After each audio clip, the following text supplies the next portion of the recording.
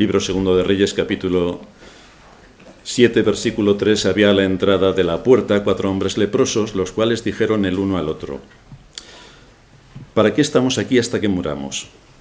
Si tratáramos de entrar en la ciudad, por el hambre que hay en la ciudad, moriremos en ella, y si nos quedamos aquí, también moriremos. Vamos pues ahora y pasemos al campamento de los sirios. Si ellos nos dieren la vida, viviremos, y si nos dieren la muerte, moriremos. Se levantaron pues al anochecer para ir al campamento de los sirios, y llegando a la entrada del campamento de los sirios, no había allí nadie, porque Jehová había hecho que en el campamento de los sirios se oyese estruendo de carros, ruido de caballos y estrépito de gran ejército, y se dijeron unos a otros: He aquí el rey de Israel ha tomado a sueldo contra nosotros a los reyes de los heteos y a los reyes de los egipcios, para que vengan contra nosotros. Y así se levantaron y huyeron al anochecer, abandonando sus tiendas, sus caballos, sus asnos, y el campamento como estaba, y habían huido para salvar sus vidas. Cuando los leprosos llegaron a la entrada del campamento, entraron en una tienda y comieron y bebieron, y tomaron de allí plata y oro y vestidos, y fueron y lo escondieron. Y vueltos, entraron en otra tienda, y de allí también tomaron, y fueron y lo escondieron. Luego se dijeron el uno al otro: No estamos haciendo bien. Hoy es día de buena nueva, y nosotros callamos. Y si esperamos hasta el amanecer, nos alcanzará nuestra maldad. Vamos pues ahora, entremos y demos la nueva en casa del rey. Vinieron pues y gritaron a los guardias de la puerta de la ciudad y les declararon diciendo: Nosotros fuimos al campamento de los sirios, y aquí que no había allí nadie, ni voz de hombre, sino caballos atados, asnos también atados, y el campamento intacto. Los porteros gritaron y lo anunciaron dentro, en el palacio del rey. Y se levantó el rey de noche y dijo a sus siervos: Yo os declararé lo que nos han hecho los sirios. Ellos saben que tenemos hambre, y han salido de las tiendas y se han escondido en el campo diciendo: Cuando hayan salido de la ciudad, los tomaremos vivos y entraremos en la ciudad. Entonces respondió uno de sus siervos y dijo: Tomen ahora 5 de los caballos que han quedado en la ciudad, porque los que quedan acá también perecerán como toda la multitud de Israel que haya perecido, y enviemos y veamos qué hay. Tomaron pues 2 caballos de un carro, y envió el rey al campamento de los sirios, diciendo: Id y ved. Y ellos fueron y los siguieron hasta el Jordán, y he aquí que todo el camino estaba lleno de vestidos y enseres que los sirios habían arrojado por la premura, y volvieron los mensajeros y lo hicieron saber al rey. Como todos sabemos de la historia del reino de Israel, a la muerte de Salomón, hijo de David, las 2 tribus del sur, Judá y Benjamín, se quedan leales al trono respecto a Jeroboam, que era el hijo de Salomón, y las 10 tribus del norte montan una rebelión y se divide y parte el reino, en esta ocasión las tribus del norte, dirigidas por Jeroboam. En el tiempo en el que Elías era profeta, en Israel, es decir, en las 10 tribus del norte, nos dice el texto del primer libro de Reyes, el capítulo 16, que reinó Acab, hijo de Omri era hijo de Jeroboam, sobre Israel en Samaria 22 años, y Acab, hijo de Omri, hizo lo malo ante los ojos de Jehová, más que todos los que reinaron antes de él. Acab es el que reinaba cuando Elías era profeta.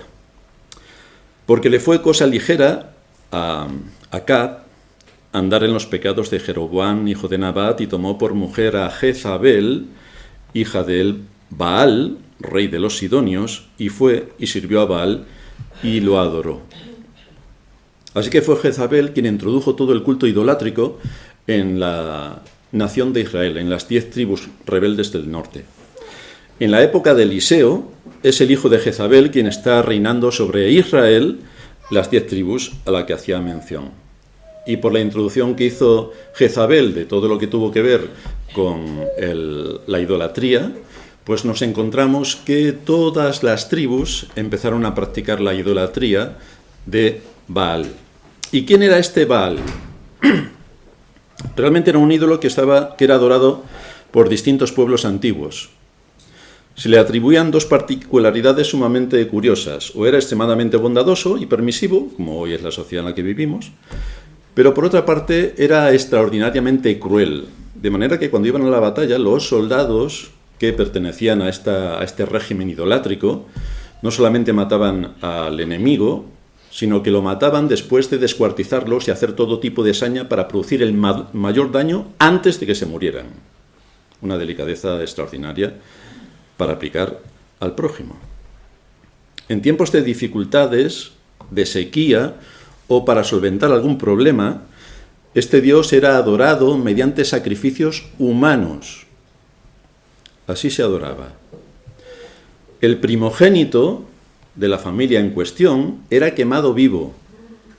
El primogénito.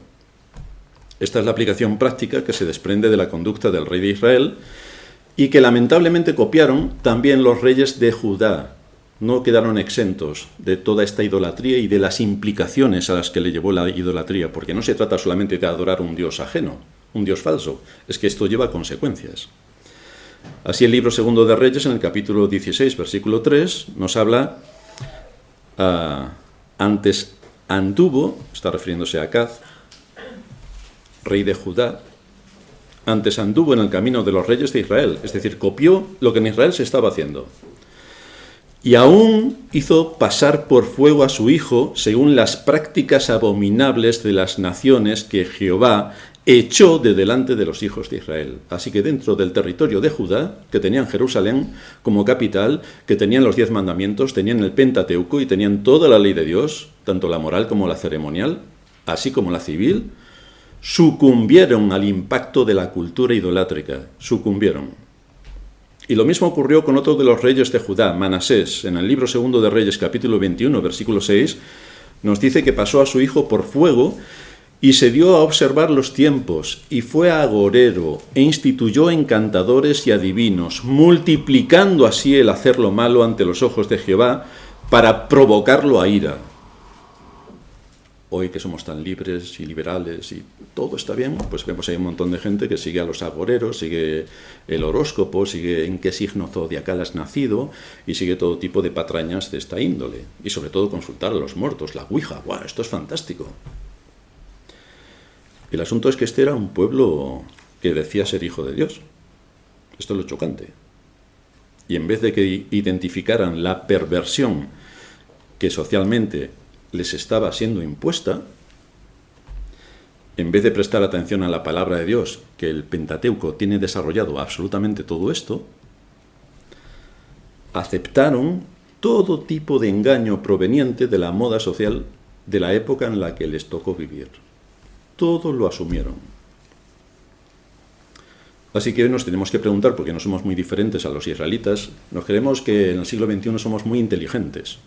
Pues sí, somos inteligentes porque tenemos dispositivos móviles que hacen 1000 cosas. Y antes no los tenían, pero eso no tiene nada que ver con que seamos más sabios e inteligentes que aquellos. Porque el corazón sigue siendo el mismo. La pregunta que tenemos que hacernos es qué engaño está impactando a la cristiandad hoy para que la cristiandad no se dé cuenta de que está siendo engañada. Porque esto ha ocurrido a lo largo de todas las épocas. Así que bien haremos en estudiar con rigor lo que nos enseñan las Escrituras.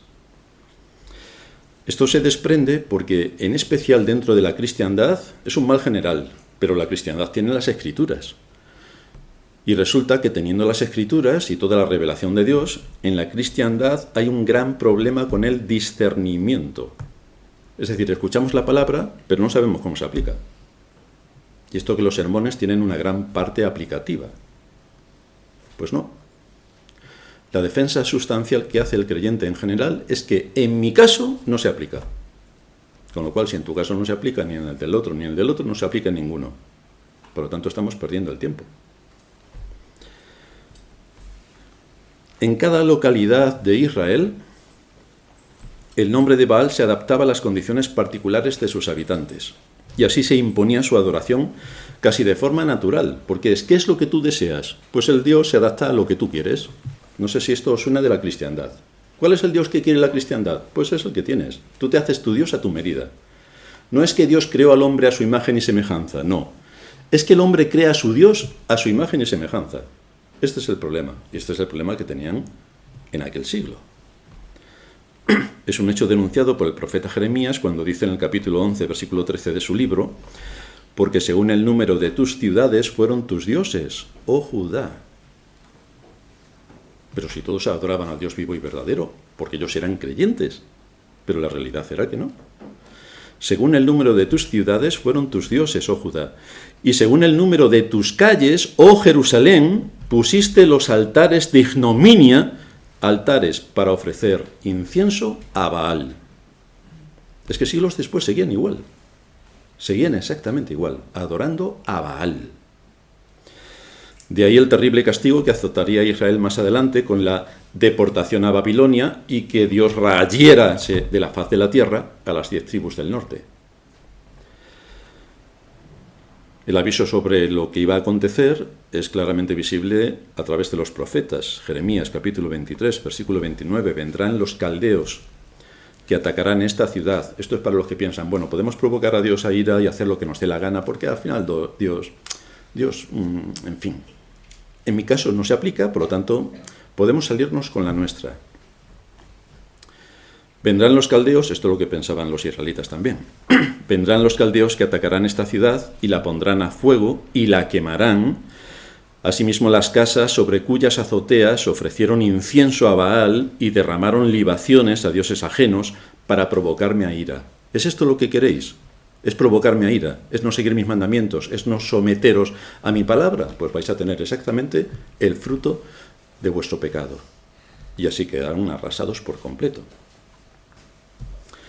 El relato de los profetas sobre la conducta habitual de este pueblo nos muestra sus continuas abominaciones y cómo su mente estaba tan corrompida con este culto idolátrico que era natural para ellos acabar con la vida de sus hijos. Era natural. Jeremías 19:5. Edificaron lugares altos a Baal para quemar con fuego a sus hijos en holocaustos al mismo Baal. Así que el ídolo Baal también admitía sacrificios humanos. Y es exactamente esto lo que hacía el pueblo de Israel, sacrificios humanos. Edificaron lugares altos a Baal para quemar con fuego a sus hijos en holocaustos al mismo Baal, cosa que no les mandé, ni hablé, ni me vino al pensamiento. Y lo hicieron. Como vemos, a pesar de ser un pueblo que se llamaba creyente, no había el más mínimo temor de Dios en el corazón de ellos. Según piensa el mundo y la época en la que nos ha tocado vivir, pues nosotros también pensamos lo mismo. Pero somos creyentes, ¿eh? Eso que se note, llevamos el titulito aquí en la solapa. Pero del titulito a la práctica es igual que los impíos. No había el menor temor de Dios, ni obediencia a sus mandamientos, ni conocimiento de su nombre, ni la más mínima intención de adorarle según su palabra, porque es Dios quien define cómo debe ser adorado. Es Dios quien lo define, no lo define el hombre, lo define Dios. Con este trasfondo no es de extrañar que de la misma manera que sacrificaban a sus hijos y los entregaban como holocaustos a Baal, cayeran en la aberración de comerse a sus propios hijos, como vimos a esta mujer en el capítulo anterior, que no tuvo ningún problema en cocer a su hijo y comérselo. A fin de cuentas, ver morir a un hijo estaba asumido en la mente de estos pueblos idólatras, de tal manera que esto es lo que hemos estado viendo sobre la condición natural del ser humano. Menos mal que en nuestros días, somos muy civilizados, menos mal. Desde luego a nadie se le ocurriría tomar a un bebé en su seno materno y descuartizarlo. A nadie se le ocurriría. Los salvajes eran estos hombres y mujeres que ofrecían sacrificios humanos de sus niños a sus dioses. Pero en nuestra época no. Los bebés en el seno materno llegan a su nacimiento, a su niñez, a su infancia, a su juventud. Nadie les pone la mano encima ni los descuartiza. Como dato, el año pasado en España hubo 100.000 abortos.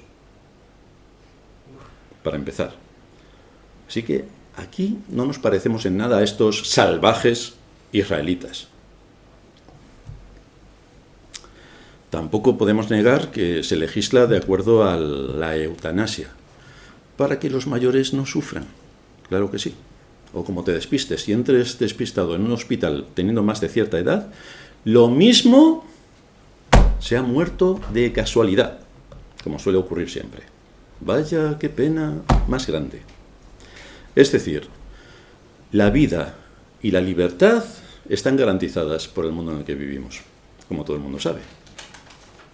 Ya el Señor llamó a Satanás homicida y mentiroso, y es exactamente el mundo en el que vivimos, donde todos los poderes ejercen una influencia extraordinaria para ejercer la muerte, como su padre.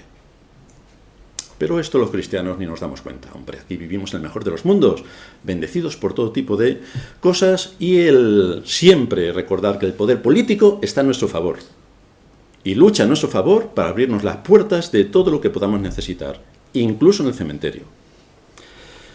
Esta realidad nos muestra el estado tan terriblemente caído del ser humano, porque cuando Dios no ocupa su lugar y no lo ocupa, hay un ídolo que usurpa ese trono y se cometen cantidad de barbaridades sin límite, porque Dios no está en su lugar. Con lo cual, nada está en su lugar. Visto todo esto, nos debemos preguntar cuántas cosas tenemos que tener en cuenta de la sociedad en la que vivimos para que esa misma cauterización de la conciencia que ocurrió en Israel y en Judá no nos esté afectando también a nosotros y que estemos haciendo algo que va en contra radicalmente de la palabra de Dios por la sencilla razón de que en nuestra cultura esto se hace así, se ha hecho siempre, según nosotros imaginamos. Así que cuánta atención tenemos que prestar a la Escritura y suplicar a Dios que nos dé discernimiento para poder ver bien el engaño del mundo en el que vivimos. Cuánto debemos orar y suplicar a Dios que nos dé su palabra y su espíritu para identificarlo. Porque estos israelitas no lo identificaron. Y todos pensaban que iban al cielo. Y hoy casi todos están en el infierno. Así que algo se les escapó. Todos los medios de comunicación en nuestra época, como ocurría en aquella época con los medios de comunicación que tenían, todos los medios de comunicación tocan la misma música. Y esto es algo que nos debería llamar bastante la atención. Todos están de acuerdo con el aborto, la eutanasia y otros temas de candente actualidad que siempre tienen que ver con la vida y que presentan como trasfondo el engaño. Por eso somos llamados a identificar el engaño y a luchar por la verdad. Pero ¿dónde está el discernimiento del pueblo de Dios? ¿Dónde está su conocimiento del mundo en el que vivimos? ¿En qué creen que está ocupado el príncipe de las tinieblas? ¿Dónde está la conciencia del bien y del mal basada en la justicia que Dios establece en su palabra? Pues tristemente un altísimo porcentaje de los llamados creyentes hoy están en la misma situación de los que en la época donde se narra esta historia estaban los que se llamaban creyentes de Israel, en la misma situación. Es decir, que no son creyentes. Que no son creyentes. Claro, decirle esto a alguien que se cree creyente para que ponga en duda si es creyente, ¿cómo pones en duda que soy creyente? Bueno, solamente tienes que ver lo que piensas respecto a ti, lo que piensas respecto a Dios, lo que piensas de tu pecado, si es que tienes, porque eso es otra historia, y lo que piensas del mundo en el que vivimos. A ver qué tal. Y esto te irá dando datos de dónde está tu corazón. Aquí vemos que podemos enjuiciar a aquellos del pasado mirando la paja en su ojo sin ver la viga en el nuestro, aunque realmente tenemos que decir que tenían una viga extraordinaria en su ojo, haciendo lo que hacían. El asunto es que nosotros tenemos la pirámide de Keops en el nuestro. Este es el asunto real. No es una paja o una viga, es que nosotros tenemos la pirámide de Keops. Con lo cual deberíamos ver con atención el mundo en el que vivimos y a qué nos expone la Escritura. Por otra parte, el mal no descansa en ridiculizar el Evangelio y desprestigiar al poco cristianismo que queda un poco serio. Tampoco descansa. Los programas que se lanzan en horas de máxima audiencia, que ya han conseguido cauterizar las conciencias para que se permita todo tipo de abusos, ahora se dedican a caricaturizar la Iglesia. Y estas semanas aparecía en un programa una mujer que decía ser monja protestante, que como todo el mundo sabe, dentro del protestantismo hay monjas, monjes, monjos y todo tipo de ganado. Era una monja protestante que resultó ser marihuay y encima cantaba un himno entre blasfemo y hereje. Es fantástico. ¿Cómo podemos caricaturizar a la Iglesia protestante con lo poco que le queda? Pues aquí tenemos ya que a través de los medios de comunicación solo les falta escupirnos. Pero con esto lo único que están haciendo es escupir a Dios, su palabra, y manchar el testimonio para que ya lo poco que queda se vea completamente degradado y le dé ocasión a la gente de partirse de risa como diga que eres protestante. Este es el mundo. Ahora, la cristiandad en general está tan tranquila porque hay que ser permisivos, claro. Tenemos que tolerar todo tipo de abusos, que no son contra nosotros, son contra la palabra, con lo cual es una diferencia que a nosotros nos insulten o que insulten a Dios y blasfemen contra su nombre. Hay una gran diferencia. Todo esto nos muestra el grado de ineptitud de la cristiandad, que sigue avanzando. En la historia que nos ocupa, cuando esta ciudad está sitiada y con la muerte a su alrededor, no hay una sola indicación que nos muestre que esta gente estaba orando al Señor para ser libertados de la muerte inminente que les esperaba porque se iban a morir de hambre. Ni una mínima mención de que orasen al Señor suplicando su ayuda, ni la más mínima mención. Eso sí, decían creer en Dios, aunque también, evidentemente, en los ídolos paganos. La realidad era que el pueblo de Israel le había rechazado abiertamente, había rechazado completamente a Dios, se había plegado a la moda del momento y al relato oficial, y eran fieles adoradores de los ídolos, con las consecuencias que eso tiene en todos los ámbitos de la vida, porque no solamente que yo creo en un ídolo, es que luego me condiciona en mi forma de pensamiento. El proceso de pensamiento queda condicionada mi relación con los demás, queda condicionado mi sentido de la vida, queda condicionado mi trabajo. Es decir, no hay ámbito en la vida que no quede afectado por aquello en lo que yo creo. Si creo en un ídolo, eso tiene consecuencias. Y si creo en el Dios vivo y verdadero, eso tiene otras consecuencias. Pero en esta ocasión se nos muestra un extraordinario acto de misericordia del Señor, en el que Él toma de nuevo la iniciativa y la resolución en esta penosa situación. Dios usó a los sirios, que eran enemigos mortales de Israel, para alimentar a estos samaritanos hambrientos. El cambio en la situación se origina cuando los 4 leprosos se ponen a pensar. Esto es increíble, ¿eh? Esto es increíble. Se ponen a pensar. Esto a la gente normal le parece que todo el mundo piensa, pero no es cierto. No todo el mundo piensa. Todo el mundo se traga el cuento, pero luego el proceso lógico de pensamiento es otra cosa. Y resulta que estos leprosos se ponen a pensar. Había en la entrada de la puerta 4 hombres leprosos, los cuales se dijeron el uno al otro: ¿por qué estamos aquí hasta que moramos? Si trataremos de entrar en la ciudad, por el hambre que hay en ella, moriremos. Y si nos quedamos aquí, también moriremos. Vamos pues ahora y pasemos al campamento de los sirios. Si ellos nos dieren la vida, evidentemente nos darán de comer, viviremos. Y si nos dieren la muerte, ¿qué más nos da? Si somos leprosos, nos vamos a morir de un día para otro. Si nos dan la muerte, pues nos morimos. Cosa bastante lógica lo que están pensando. Nos debemos de fijar en los detalles de la historia para aplicarlos también a nuestras propias historias. Fijaos cómo Dios no se dirige a ellos a través de una voz audible. Es que el Señor me ha dicho, encontramos esto mucho en la cristiandad, es que el Señor me ha dicho, vaya, ¿y cómo te lo ha dicho? Cuéntanos, háblanos, dinos, ilústranos. ¿El Señor qué ha dicho? Pues a los leprosos no le dijo nada y actuaron correctamente. Dios no se dirigió a ellos a través de una voz audible para que tomasen la decisión de acercarse al campamento sirio. Estos leprosos actuaron libremente y por su propia voluntad, en contestación al proceso de pensamiento evidente de la situación en la que se encontraban, y siguieron los dictados del sentido común y de la supervivencia. El sentido común, que como sabéis es el menos común de los sentidos, pero ellos aplicaron el sentido común.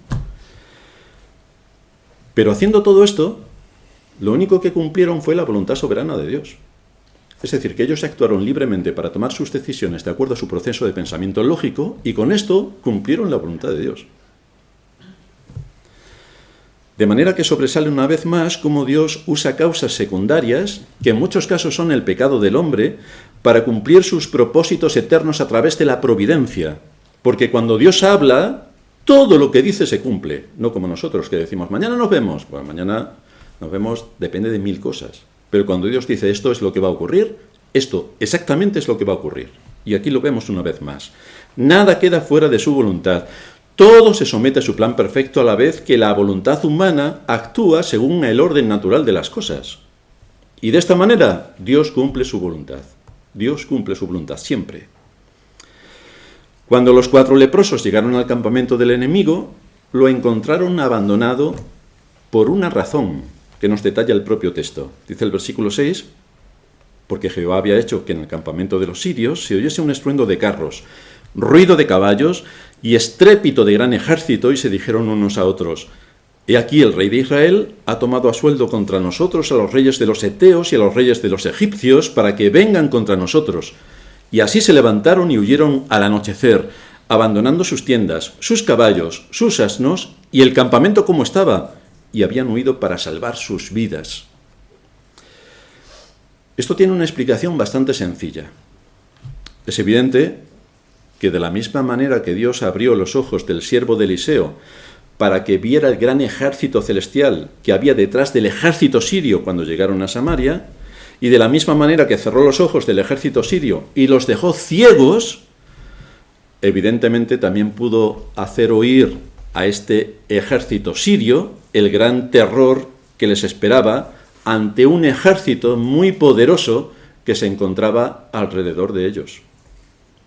En el caso anterior, Dios abrió los ojos del siervo de Eliseo para ver ese gran ejército angélico. Y aquí Dios abrió los oídos de los sirios para escuchar al ejército angélico. No olvidemos que en su condición original nuestros primeros padres estaban capacitados para ver y oír a los seres celestiales, algo que con la caída se anuló. Pero ellos sí estaban capacitados para verlos. Este extraordinario suceso les impactó de tal manera que se levantaron y huyeron al anochecer abandonando sus tiendas, sus caballos, sus asnos y el campamento como estaba intacto. Salieron huyendo para salvar sus propias vidas. Y aquí se cumple la escritura que dice, huye el impío sin que nadie le persiga. Pues así huyeron, sin que nadie le persiga. Suponiendo que una fuerza poderosa había venido en ayuda de los israelitas, los sirios abandonaron su campamento dejando las provisiones. Y tan grande fue su pánico, en condiciones normales uno si quiere huir, se sube a sus caballos y se va más rápido todavía. Pero la zozobra que les entró, el miedo que les entró fue tan abrumador que ni siquiera les dio tiempo en su mente de subirse a sus caballos y galopar para alejarse de allí. No, dejaron todo intacto y huyeron para salvar sus vidas. Así se restauró la vida cotidiana de nuevo en Samaria. Cuando los leprosos, dice el versículo 8, llegaron a la entrada del campamento, entraron en una tienda y comieron y bebieron, esto es fantástico, y gratis, y tomaron de allí plata y oro y vestidos, y fueron y lo escondieron. Y volvieron y entraron en otra tienda, y de allí también tomaron y fueron y lo escondieron. Fijaos lo que impacta en el proceso de pensamiento de estos hombres, ciudadanos de Israel y supuestamente creyentes en Dios, claro, como todos los israelitas, como todo el mundo sabe, es que a pesar de que eran leprosos y la muerte estaba muy cercana a ellos, ni siquiera su aflicción les había hecho volver sus corazones a Dios buscando su ayuda, su consuelo, su asistencia. Nada tampoco, nada. No hay ni una sola frase que muestre cómo su corazón estaba suplicando ayuda al Señor en medio de una situación tan dramática como es la de un leproso que está con la muerte a la vuelta de la esquina. Estaban igual que el resto de sus conciudadanos, llevados por la moda de la época, sin caer en la cuenta de en qué situación se encontraba su corazón delante de Dios. Bastante les importaba. Pero fijaos cómo si les importaba el oro. Vaya, qué sorprendente, ¿eh? Es sorprendente. Su situación eterna no les importa absolutamente nada. Pero el oro, pero si se iban a morir en unos días. Pero el oro es el oro, queridos hermanos. Así que aquí cada uno adora lo que quiere. No debemos sorprendernos, por tanto, de aquellos que sufren grandes consecuencias físicas, que tienen enfermedades gravísimas y que a pesar de ello, eso no les produce la más mínima inquietud ni necesidad de buscar a Dios. No, no. Siguen en su lecho de dolor fortísimo, tan tranquilos. Por eso es Dios quien toma la iniciativa para cambiar el corazón duro y corrupto del ser humano y muerto espiritualmente para traerlo a la vida. Dios es nuevamente quien toma la iniciativa. Esto es lo que el Señor le está enseñando a los judíos en el texto que leíamos en la introducción, Juan 6:37. Todo lo que el Padre me da, vendrá a mí, y el que a mí viene, no le echo fuera. Todo lo que el Padre me da. Esta es una de las grandes doctrinas que defendemos los protestantes. Todo lo que el Padre me da, vendrá a mí, y el que a mí viene no le echo fuera, porque he descendido del cielo no para hacer mi voluntad, sino la voluntad del que me envió. Y esta es la voluntad del Padre, el que me envió, que de todo lo que Él me diere, no de, a ver quién me elige, venga, levantar las manos. No. De todo lo que Él me diere, no pierda yo nada, sino que lo resucite en el día postrero. Es Dios quien toma la iniciativa. Es Dios quien lleva a cabo su obra. Es quien ejecuta la salvación. Es Dios Padre quien lleva a cabo, según la Escritura, según la moda de nuestros días, no. Pero según la Escritura, es Dios Padre quien lleva a cabo la elección de su pueblo antes de la fundación del mundo. Y es Dios Padre quien entrega a esos que Él eligió antes de la fundación del mundo, los entrega a Cristo para que muera por ellos. Es lo que enseña la Escritura. Lo que enseña la cristiandad no es así. Pero bastante haríamos si nos creyésemos los cuentos de la cristiandad. Es Dios Padre quien entrega a sus elegidos a Cristo para que muera por ellos. Por esta razón el Señor afirma que todo lo que el Padre le dio, Él no lo va a perder, sino que lo va a resucitar en el día postrero. Todos aquellos que el Padre me dio. Por lo tanto, está hablando de un número definido. No dice, toda la humanidad que el Padre me dio. No son todos, son algunos los que el Padre le dio. Es la resurrección para la vida eterna, la que Cristo aplica a través de su justicia perfecta, imputada a aquel que Dios le ha dado, es la que nos hace resucitar en el día postrero para la eternidad. Nos sigue relatando la historia que después de satisfacer su hambre, desvalijaron las tiendas sirias. Así vemos que no hay nada nuevo debajo del sol. Menos mal que eran creyentes, porque si llegan a ser impíos no sé lo que hubieran hecho, se hubieran comido los caballos o algo así, pero simplemente se dedicaron a desvalijar. ¿Y por qué no hay ninguna cosa nueva debajo del sol? Dice Proverbios 27:19. Porque como en el agua el rostro corresponde al rostro, así el corazón del hombre corresponde al hombre. Es decir, pasan siglos y milenios y estamos exactamente igual. Menos mal que somos hoy muy inteligentes, como todo el mundo sabe, pero el corazón es el mismo. Si vemos la conducta de un hombre que vive unos siglos antes de Cristo o después de Cristo, nos llevaremos la sorpresa de que da igual si es civilizado o salvaje. En una situación concreta va a hacer exactamente lo mismo. No es un asunto de civilización, es un asunto de la corrupción del corazón, con la que ya nacemos y venimos a este mundo. Y el daño que produjo la caída y que afecta a todo ser humano en todas las épocas, sin distinción, a todos les afecta. Los leprosos, por supuesto, se enriquecieron con los despojos de los sirios, lo cual no deja de ser sorprendente porque su esperanza de vida era mínima. Y además, dada su condición de ser leprosos, por la ley, es que no podían tener contacto con absolutamente nadie.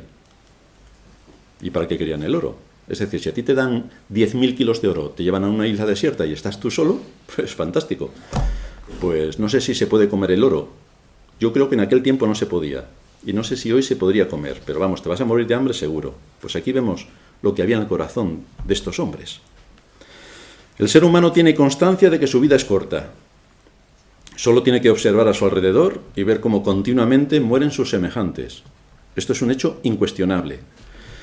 Pero no se para a pensar en la gravedad de esa advertencia que Dios envía continuamente para que veamos que otros seres humanos a nuestro alrededor se están muriendo. No, sino que sigue obcecado con lo que este mundo le ofrece.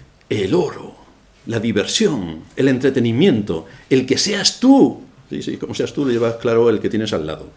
El que puedas disfrutar de todo. Cuando resulta que todo lo que nos envuelve es temporal. Y quizá debería cada persona dedicarle un poco de atención a su alma inmortal, porque el alma sí que es inmortal. El cuerpo se va a morir, pero el alma no. Pero como Dios ha puesto una conciencia en todo ser humano, impío, cuando nacemos, Dios ya pone en nuestra conciencia su marca. Así encontramos en el relato cómo la conciencia funciona. Se dijeron el uno al otro, versículo 9, no estamos haciendo bien. No estamos haciendo bien. Hoy es día de buena nueva y nosotros callamos. Y si esperamos hasta el amanecer, nos alcanzará nuestra maldad. Vamos pues ahora, entremos y demos la nueva en casa del rey. Así que vemos como el plan divino de misericordia hacia esta ciudad hambrienta no iba a ser frustrado por la codicia de estos leprosos, no. La palabra de Dios siempre se cumple, y el anuncio que había sido dado el día anterior por medio del profeta Eliseo se iba a cumplir. Aquí encontramos en primer lugar que la conciencia actúa en el incrédulo. Estos hombres eran incrédulos y dijeron, si esperamos hasta el amanecer, nos alcanzará nuestra maldad. Da igual dónde nazcas y en qué época, todo ser humano sabe que está cometiendo mal cuando comete mal, lo sabe perfectamente.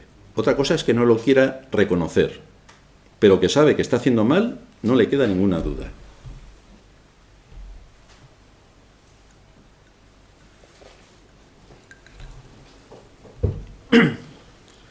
En este caso, y para llevar a cabo su propósito, Dios puso temor en el corazón de estos leprosos y les hizo comprender que estaban actuando de forma bastante egoísta, por lo que recibirían el pago de su maldad si no anunciaban estas buenas noticias a sus conciudadanos que estaban hambrientos y muertos de hambre. Lo cual nos muestra de qué manera cada ser humano que viene a este mundo tiene una conciencia del bien y del mal. Tiene una conciencia del bien y del mal, de tal manera que cuando todos nos presentemos delante del tribunal de Cristo, nadie podrá decir, pero es que yo no lo sabía, porque la conciencia sí que te ha acusado. Sí que lo sabías, sí que lo sabías. Estos leprosos fueron conscientes de su deber a la luz de la conciencia, a pesar de que vivían en una nación idólatra y ellos mismos eran idólatras, y tuvieron que responder a su conciencia y comunicar esta gran noticia. Versículo 10. Vinieron pues y gritaron a los guardias de la puerta de la ciudad y les declararon diciendo, nosotros fuimos al campamento de los sirios y he aquí que no había allí nadie, ni voz de hombre, sino caballos atados, asnos también atados y el cargamento intacto. Evidentemente a los leprosos no se les permitía entrar a la ciudad, por eso estaban dando gritos a los guardas de la ciudad para que escuchasen sus voces.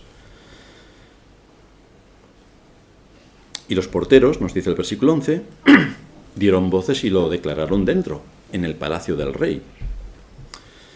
Aunque se encontraban en medio de la noche, sería madrugada, y quienes hablaban eran leprosos, podemos percibir la continua providencia del Señor, porque también los porteros prestaron atención a las voces de los despreciables leprosos, prestaron atención a lo que ellos les estaban diciendo. Esta noticia inesperada debió haber sido tan impactante en la mente de estos hombres que la consideraron demasiado buena para ser verdad. Pero aún así llamaron al rey. Versículo 12. Se levantó el rey de noche y dijo a sus siervos, fijaos la confianza en Dios, yo os declararé lo que nos han hecho los sirios. Ellos saben que tenemos hambre y han salido de las tiendas y se han escondido en el campo diciendo, cuando hayan salido de la ciudad los tomaremos vivos y entraremos en la ciudad. Pero el asunto aquí es que el profeta el día anterior les había dicho que al día siguiente habría desaparecido el hambre.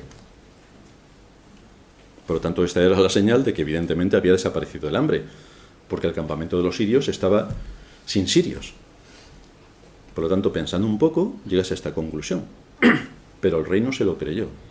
Es decir, el rey no se creyó la palabra de Dios. La escena nos muestra que menospreció la palabra y la tuvo por insignificante. Menospreció la palabra y la tuvo por insignificante. No había ningún pensamiento de que el Señor había hecho algo bueno por medio de su palabra y a través del profeta. No. Así que volvemos a recordar el hecho de que la mente carnal es enemistad contra Dios. La mente carnal es enemistad contra Dios. Una de las maneras en las que la mente carnal se expresa es por un esfuerzo continuo,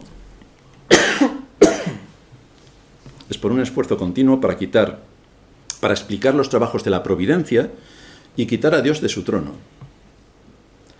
Así trabaja la mente carnal.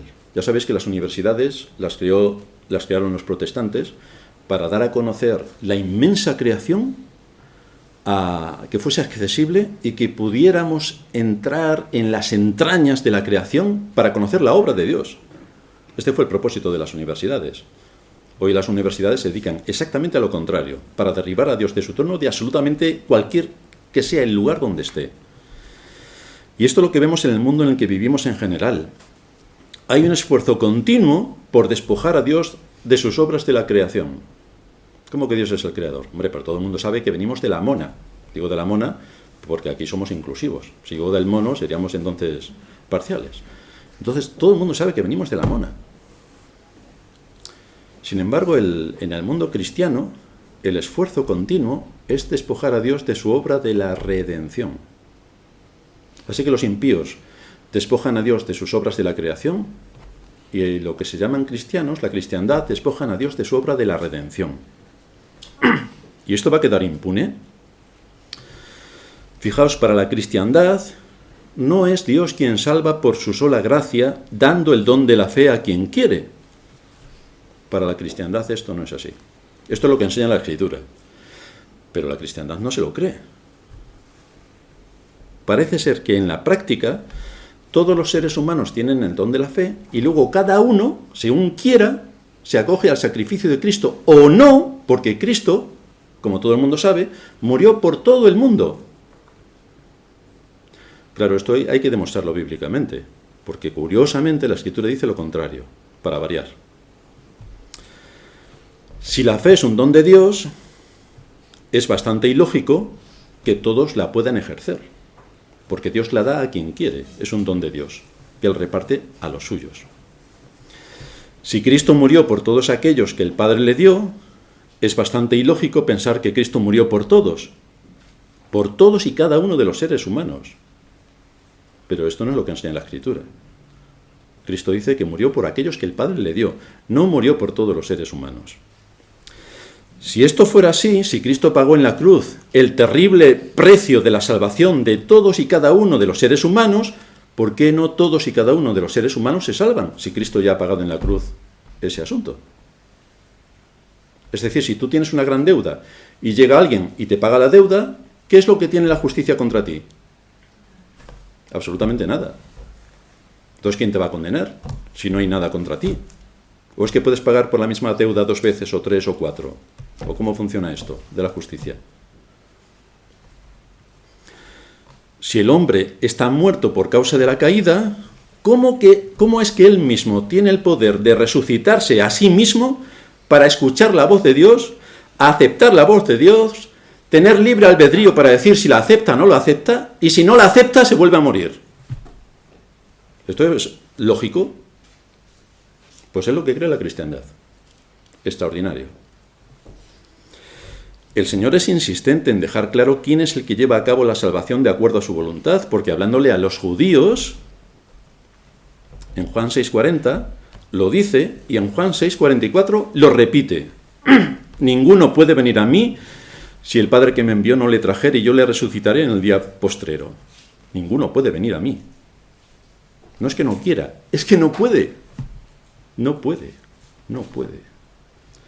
Si la mente carnal es enemistad contra Dios y le despoja de sus obras como creador, la triste realidad es que vemos que la cristiandad le despoja de sus obras de redentor. Eso es lo que vemos. Esto es lo que hizo Israel, claro. Bastante le importaba la Escritura y bastante le importaba a Dios. Viva la época en la que nos ha tocado vivir, con lo bien que no lo pasamos. Cuando Dios habla a través de las Escrituras, no es para que nosotros empecemos a cuestionarle y empecemos a debatir con Él por qué sí o por qué es no respecto a lo que a nosotros nos parece. Si alguno tiene un poco de dudas, que se lea Romanos 9 y le va a quedar bastante claro.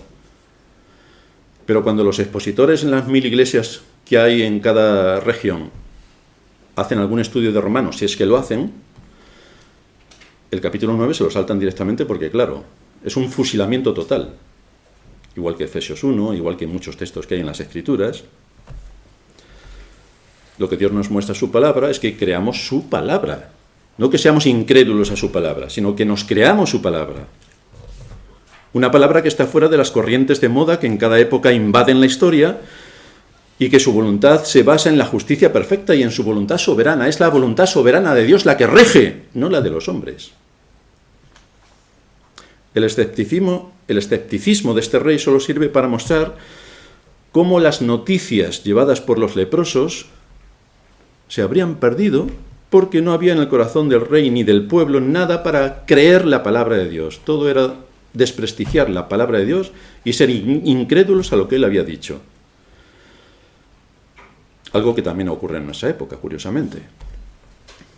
La cristiandad está muy lejos de escuchar la palabra de Dios con rigor y aceptarla. Es la corriente de moda religiosa la que asume lo que hay que hacer en este tiempo. Por ejemplo, hace 50 años, solo 50 años, de 50 años para atrás, fijaos, toda una historia, no se aceptaría el circo religioso en ninguna iglesia. Solo hace 50 años. Y hoy el circo está en el 99% de las iglesias. Tienen hasta los payasos. A nadie se le ocurriría ir a la iglesia vestido como si fuera de excursión. A nadie se le ocurriría. En general era gente pobre. Pero yo recuerdo a mis abuelos que iban perfectamente vestidos en el día del Señor. Hace tan solo 50 años había solemnidad y reverencia en la adoración. Ahora es música estridente y divertimento.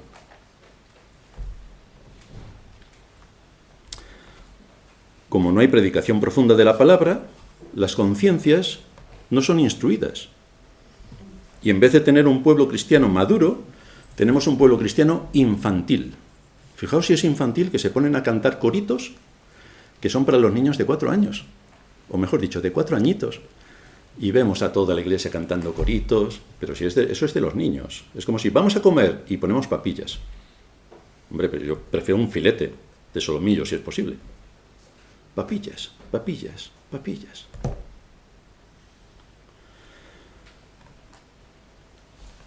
Es evidente que con este grado de conocimiento no puedes mantener una conversación mínimamente coherente sobre ninguna de las grandes doctrinas.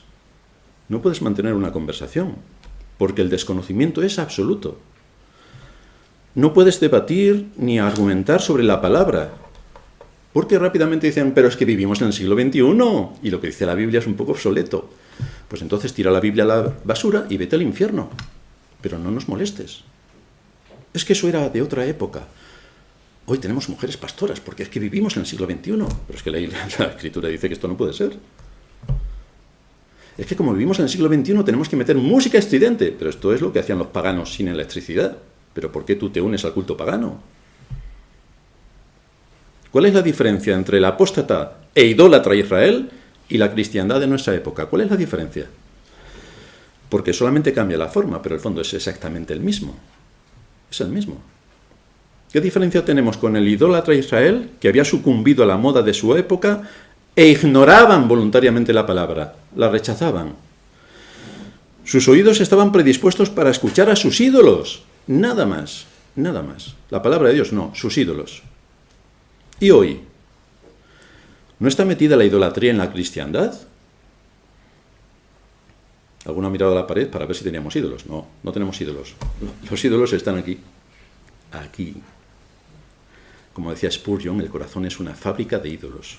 Perdón, Calvino. Es una fábrica de ídolos. Voy a poner un solo ejemplo de idolatría. El uso de las redes sociales. Donde tenemos un ídolo. ¡Chan! Si aquí pone Apple, ya... iPhone, quiero decir. Entonces ya... Sí, iPhone. Hola, ¿estás ahí? Sí, estoy aquí. ¿Y qué haces? No hago nada. No te escucho bien. Voy a ver si voy.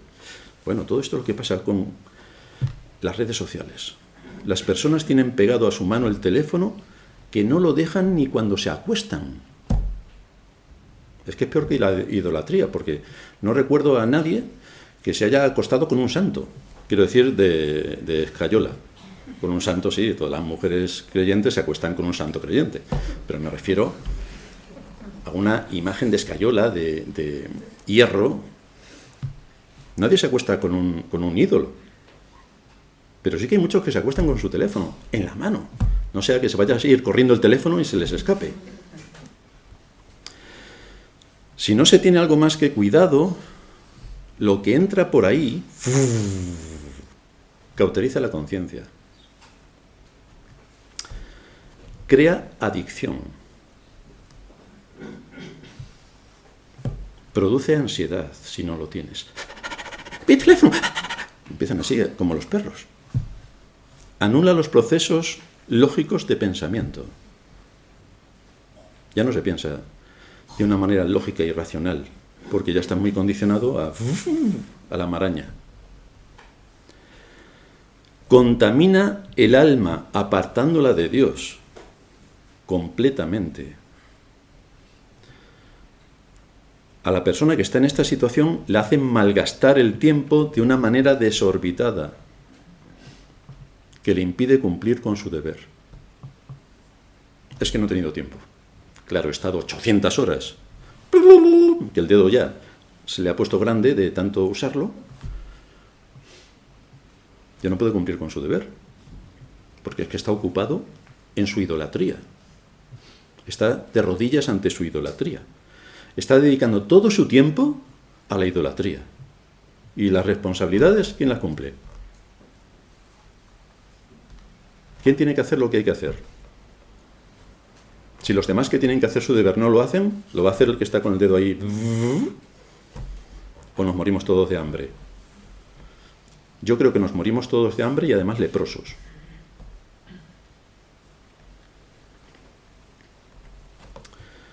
Esto es dejarse arrastrar por la corriente, lo que implica a la vez ir en contra de la palabra.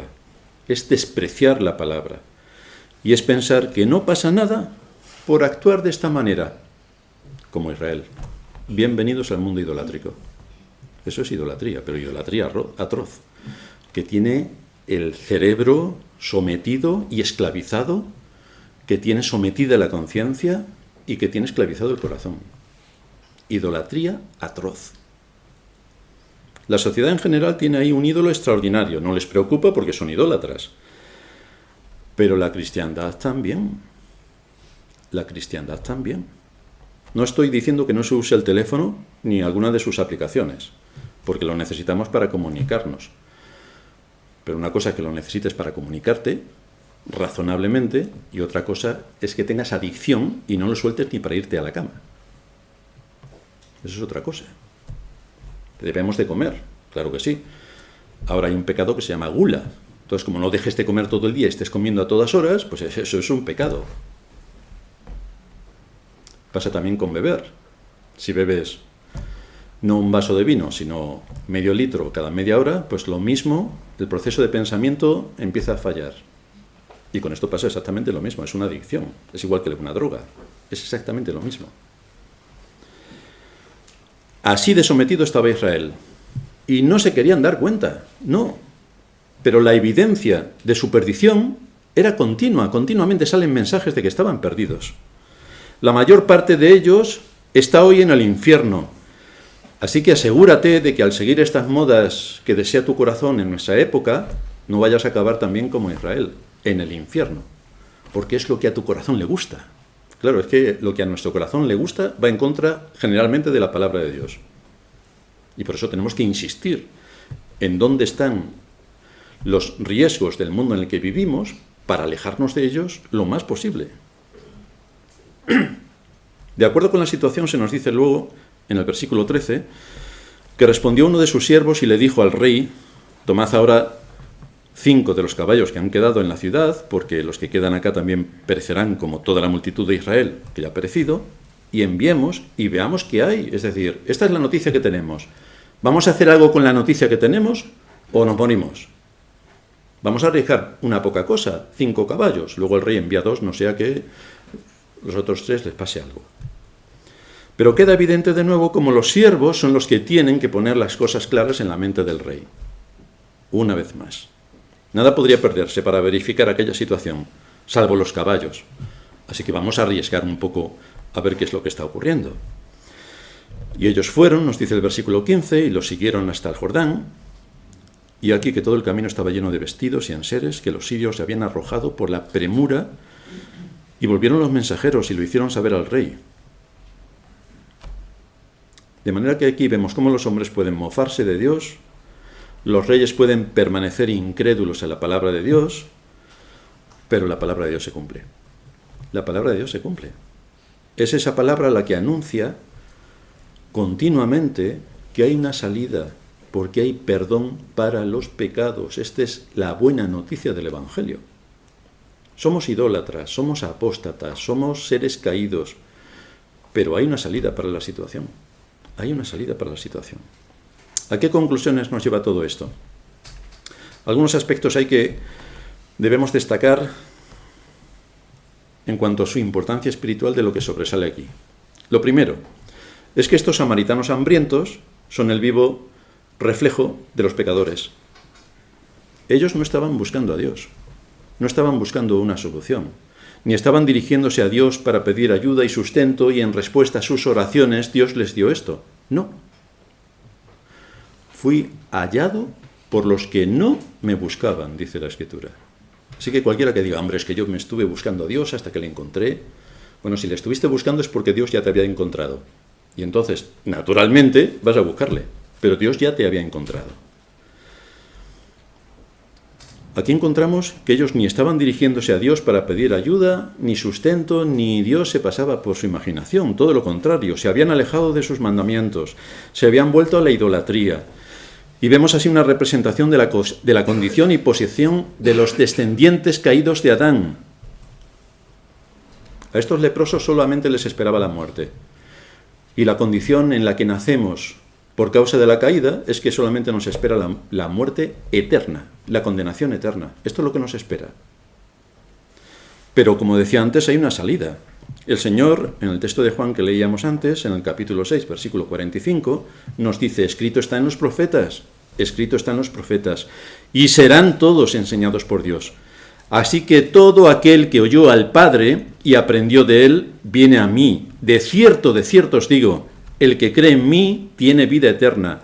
Yo soy el pan de vida. Estamos hambrientos, nuestro espíritu está hambriento. Cuando Dios lo llama a la vida, nos presenta también el pan de la vida, que es Cristo. Y este pueblo estaba hambriento y necesitaba comer para vivir. Y es así también como ocurre a nivel espiritual. Solo hay un remedio para satisfacer el hambre espiritual, y ese remedio es Cristo, el único remedio que hay. En segundo lugar, en el rey sirio, Ben-Hadad, que buscaba la destrucción de los samaritanos, tenemos una figura gráfica de Satanás y de su ejército, sus legiones, que están intentando destruir las almas de los hombres de forma implacable, porque este es su trabajo en este mundo. Nos dice el apóstol Pedro en su primera carta, capítulo 5, versículo 8, que Satanás está buscando a quien devorar. Me dice, hombre, amiguete, ¿qué tal? ¿Cómo te va la vida por aquí? Bien, bueno. No. ¿A quién devorar? El mundo impío está en sus manos, pero su objetivo es la iglesia, porque a los demás ya los ha devorado. Despliega todo su poder para acabar con ella porque sabe que tiene poco tiempo, y entonces despliega su poder a todos los niveles. Las tentaciones llegan en todos los ámbitos, tanto desde el mundo en el que vivimos, que nos seduce con sus múltiples tentaciones, y recuerdo la esclavitud que suponen las redes e Internet, que llevan a las personas a caer en la irresponsabilidad y a no ser útiles ni para su familia ni para ellos, ni por supuesto para el reino de Cristo, o cuando no se acepta la palabra de Dios porque la moda de la época o la cultura ya han enseñado que el ser humano tiene libre albedrío, como todo el mundo sabe. Dios no, es el ser humano el que tiene el libre albedrío. Así que Dios es soberano y hace todas las cosas de acuerdo a su voluntad, menos en salvarme. Pero entonces Dios no es soberano, ni hace todas las cosas de acuerdo a su voluntad. Ni puede enviar a su Hijo a ver si a alguien se le ocurre, por casualidad, salvarse, porque todos estamos muertos, como va a salvarse alguien que está muerto? ¿Cómo va a decir alguien, yo sí quiero, si está muerto? Si está muerto, muerto. Pero la cristiandad dice que sí. Así que le damos 7 vueltas a las Escrituras para que digan lo que a nosotros nos gustaría que diga. Pero no es lo que Dios dice, es lo que nosotros decimos.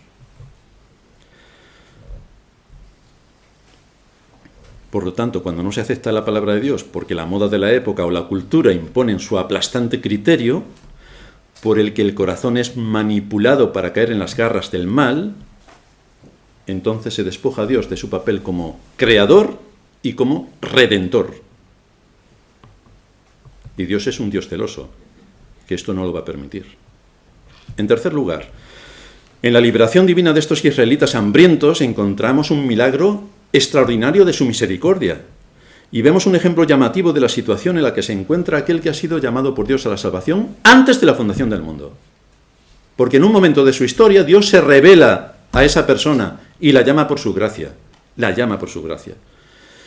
El aspecto particular de cómo opera el Evangelio para la salvación aparece aquí en medio de circunstancias completamente adversas, pero que son empleadas por Dios para llevar a su pueblo a la liberación de una situación en la que iban a morir. Pero en el caso del pecador, le libra de Satanás, su más mortal enemigo, y le libra de su corazón. Por eso dice el Señor nuevamente, Juan 6:39, esta es la voluntad del Padre, el que me envió, que de todo lo que me diere no pierda yo nada, sino que lo resucite en el día postrero. Y esta es la voluntad del que me ha enviado, que todo aquel que ve al Hijo y cree en el Hijo, tenga vida eterna. Y yo le resucitaré en el día postrero. De manera que vemos la paradoja. Es Dios quien toma la iniciativa y quien salva, y cuando opera esto en el pecador, es el pecador quien por propia voluntad dice, yo quiero ser salvo. Pero es porque la obra de Dios ha sido previa, que ya le ha traído a la luz. Y en el contexto de la luz, entonces sí que ejerce sus facultades espirituales para aceptar a Cristo.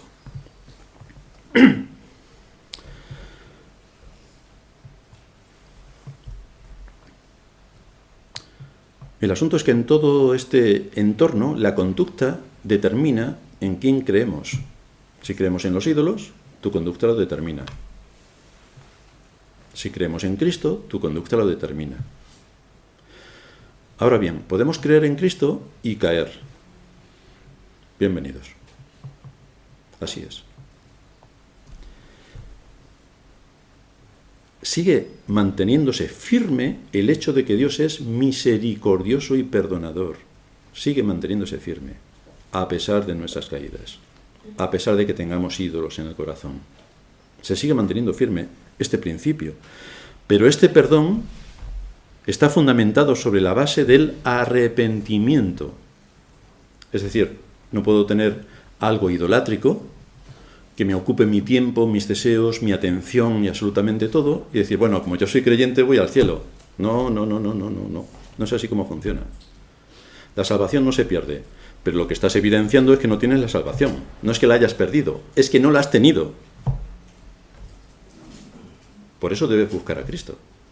Por eso debes buscar a Cristo. No importa lo profundamente y hondamente que hayas caído, si te arrepientes, no importa.